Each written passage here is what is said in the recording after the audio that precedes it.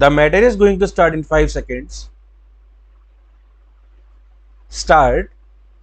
Madam Deputy Chairman, when the House rose for lunch, I was discussing the response of the public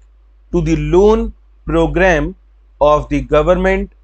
and was trying to point out that it was rather a serious tendency in the sense that the response of the public had been proved to be poorer during the second plan period than during the first plan period.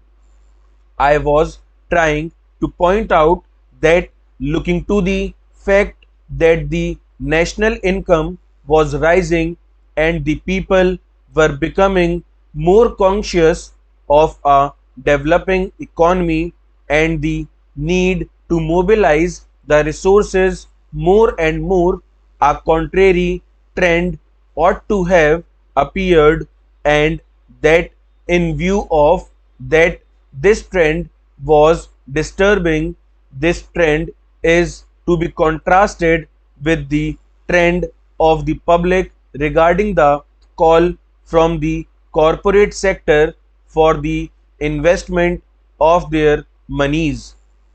Here we find that the shares of some of the new companies or of the old companies that are issuing new shares are oversubscribed at times to the extent of 15 times the capital that has been asked for by the companies. So here are two pictures, one the picture of the government asking the public to subscribe to the public loans, and the other the picture of the response of the public to the corporate sector demanding investments from the public. While on the one hand there is an enthusiastic response to the demand from the corporate sector, on the other there is a very poor response as far as the loan program of the government is concerned. This is a matter of some concern, and I feel that the government should pay more attention than just exhorting the people to save more and to hand over their savings to the government, as the Honorable Finance Minister has done more than once. If it would have been merely a question of rediverting the money that is coming from the corporate sector to the public exchequer in the form of loans, perhaps the matter would not have been so serious. Then it would have been just a question of reallocation of the functions between the public sector and the private sector.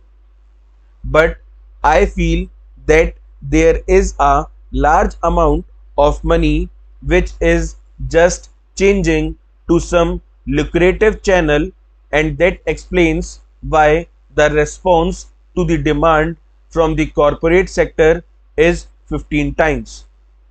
This shows that 14 times that particular capital is not required by that company, and if there had been some adequate step or measure whereby originally that money could have gone to the public exchequer to that extent, there would not have been any disappointment to the people who wanted shares but who did not get them, and disappointment to the public exchequer by not getting the response which it ought to have got. That, to my mind, leads to the question of the pattern of the rate of interest in a developing economy, and especially in view of the fact that a large number of companies are being floated today which have got an element of growth in them,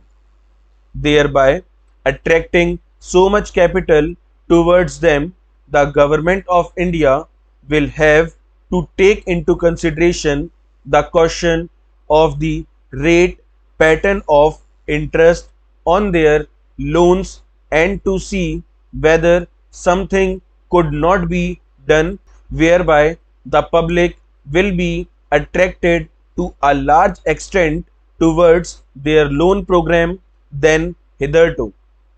It has appeared in the press that the question of supply and want is being reconsidered and that offers are sought to be made more attractive. If in the same strain the entire question of the loan program is also considered, it may be possible that